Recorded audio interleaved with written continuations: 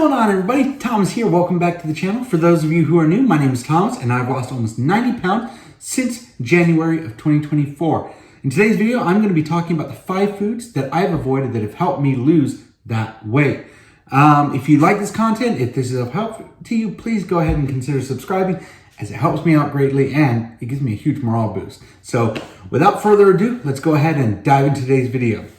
So weight loss and food, there's almost an unlimited amount of things that you can eat, things that you can ingest. And so what I wanted to do in this was just take the top 5 that I have found have kind of had the biggest impact on me, and just by taking them out and come up with maybe some better alternatives for that. So my first one, and a lot of these I'm gonna say they might be pretty obvious sounding, but I'm just gonna go ahead and talk to you because I wanted you to have a more personalized picture of what it is that I do or what it is that I avoid. So, okay. Yeah, so the first one is white or ultra refined bread. So I think when a lot of us Americans think of that, we think of the big old Wonder Bread, right? It's wonderful, it's great, it tastes good, yada, yada, yada. Unfortunately, it can cause pretty significant sugar spikes. It also has possible links to obesity and found in some tests to be habit forming as well. So while bread is great, and while I love sandwiches as well, I would suggest trying healthier, darker alternatives. Now, bread is one of those things, again, everything in moderation, and that applies to pretty much all of these. Just moderation here is key. You shouldn't have to go without, but you should be thinking about how often, right? And so my alternative that I found here in the US is Dave's Killer Rye Bread, right? Dave's Killer brand is really good. It's helped me out a lot. Of course, not sponsored by any of this. I just want to give you guys my insight. Dave's Killer Rye, the rule of thumb with bread, and it's not really universal, but it is kind of just like I said, a rule of thumb is the darker the better, right? That completely like bright white stuff that you're like, whoa, that's on the worst side, right? So if you go shades darker, that's the way to do it, right? Next one is highly processed lunch meats, right? We all know what those are, right? You have the obvious ones, right? You have the Great Value brand. You have your just nasty little circles of death, but there can also be some from the bigger brands. Hillshire Farms being a big one, right? They're high in calories, they're low in protein, and they have nitrates that have links that are found to be cancerous, right? Links to cancer. Lunch meats are great, right? Again, this ties in with the bread. It's a sandwich staple. People love the lunch meats, right? They do taste good, right? There's no doubting that they're incredibly tasty. But the problem with these ultra processed, highly processed meats, right? And whether we're just talking about sandwich meats, it could also be things like hot dogs as well, right? They're not natural. They have a bunch of and a ton of stuff added to them to just help with the flavor, the preservation, and what have you. So the healthy alternatives, at least for lunch meats, are fresh chicken and tuna. I'm gonna add a little something here to the tuna. The tuna, don't go ahead and ruin your progress by adding a ton of mayo. I love mayo. It's one of my favorite condiments to have, but mayo is just fat. So just keep that in mind as you're making these switches. I'm saying this because there was a time where I would make these substitutions. I would swap out, with tuna, right? And then I'd think, oh, you know what? Let's just add some mayo on there. And so all of those gains, all of those healthy changes were just kind of null and void because of a decision I made, just through ignorance. I just didn't know better, right? So again, bread, lunch meats, kind of off the table, swap them out for something healthy. Potato chips, fried potato chips in particular, right? They're very high in fat, very high in sodium. Sodium, as we know, bloats. And fat, as we know, fat, no bueno. They are also pretty low in nutritional value of really any kind. They contain trans fats as well, which in turn raises your cholesterol, which also increases your risk of heart disease. Sorry, I'm also looking at some notes I made here. Basically, potato chips taste great. Potato chips aren't great. fried potato chips. There is, however, a growing variety of baked potato chips, right? Baked potato chips, again, you're talking about the lesser of two evils, right? I'm not going to come out here and say that any of my alternatives are healthy. I'm trying to come up with options that you guys can have as more of a cheat alternative, right? So these baked potato chips are better. They are lower in fat. And so my alternative that I found is the Ruffles Baked 70% less fat potato chips. Again, I wanted to combine a bunch of options that you guys can mix and match and that might be found in your grocery cart when you guys go grocery shopping. And so there, if this is something that you enjoy, just let me know and I'll add 5 more, or we could do this again. The next one would be sugary cereals / oatmeals, right? You think of oatmeal as a really good way to start your day. That's what a lot of us have been told, and that's because it is. But I think a lot of us have forgotten just what kind of oatmeal that that they're talking about, right? Oatmeal is great in its raw form, in its healthy, non-added form. But when we start adding those sugary flavorings, so those chemicals to it, we take something that is pure and great and filling and good, and then we just start to chip away at what it's really there for, which is a healthy breakfast. The thing about sugary cereals now, moving over, oatmeal is a class of cereal.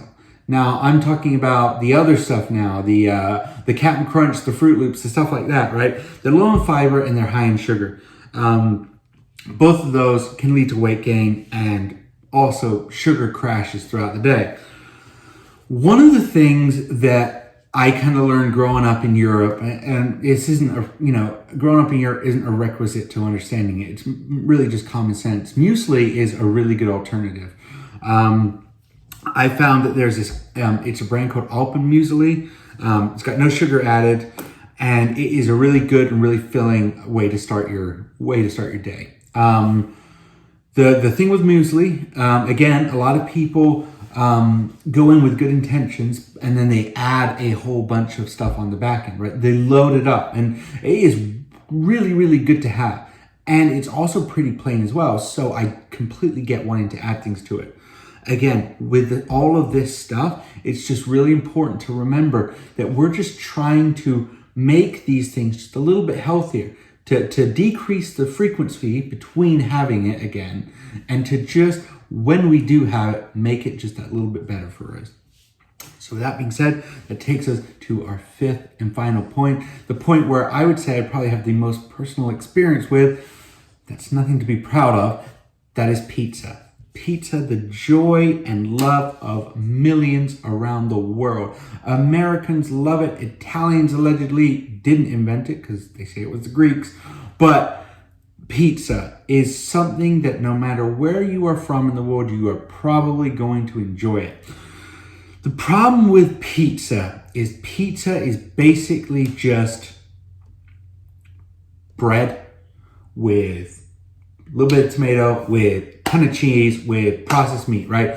That, unfortunately, at least here in America, at least here with the fast food, the fast food style pizza, your Domino's, your Little Caesars, your Papa John's, those are kind of the norm, right?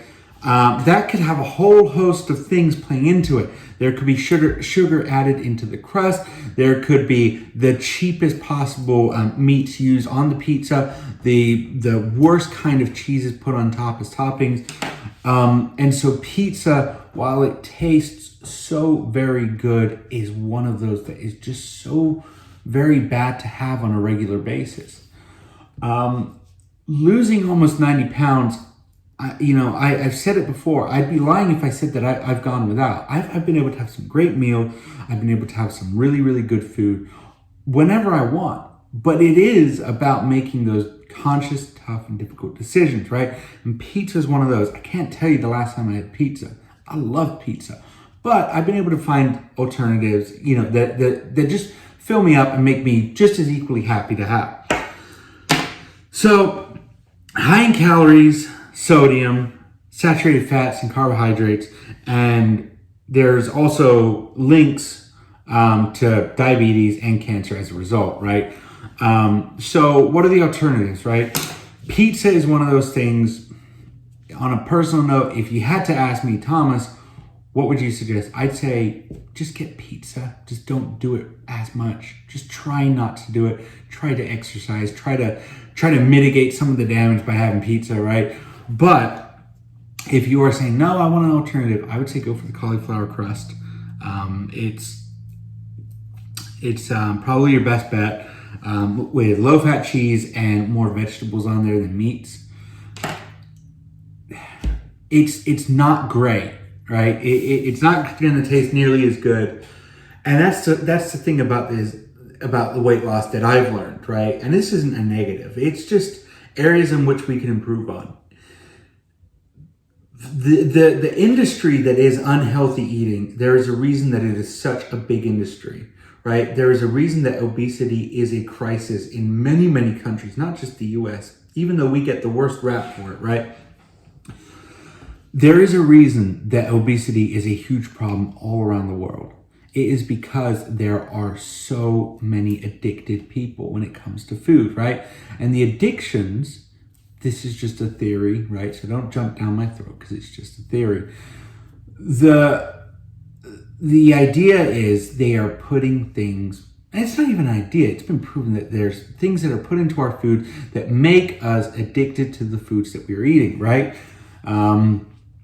And so what we need to do, what I have been making it my mission to do, as you guys have been seeing in the Cooking with Thomas videos, is you are seeing me make a conscious effort to attempt to try and come up with some really healthy and tasty recipes that are super low in calories, that are super high in protein, and that just cut out all the crap, right?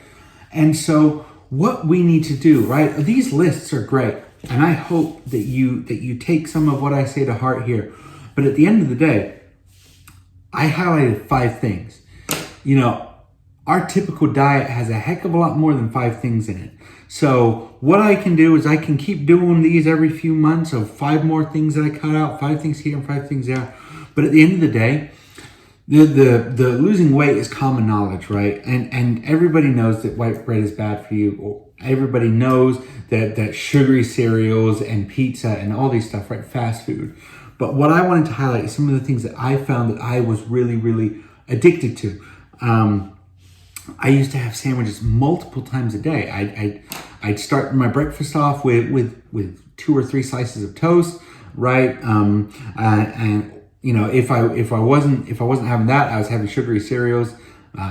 Follow that up with a sandwich with a bunch of lunch meat, and then dinner would be fast food and pizza. That's what my life was, and I was loving it. I was in blissful ignorance, right? And then I started to see the light, that light right there of what can happen when you just make some smart decisions and some tough ones as well. So to kind of cap this all off, because I don't want to keep you on your weekends, because I love my weekend. White bread, highly processed bread, highly processed lunch meats, fried potato chips, sugary cereals and oatmeals, and pizza. These are 5 items that I have cut out almost completely and swapped out with much better alternatives. Each one of these alternatives that I have suggested, I have tried. I have chosen to preferably avoid them altogether, just to not have chips, just to not have breads as much, just to make it easier for myself, because I'm not going to sit here and say, well, I like them better. I prefer white bread. It just tastes better for me. I just like it more. There's nothing wrong with that. So I'm just trying to avoid it altogether. So I hope you like this little trip, this little side quest on the road to weight loss. I'm very excited to see where this number is come Monday. But to everybody watching, thank you so much. Hope you enjoyed it. Have a great weekend. All right, bye-bye for now.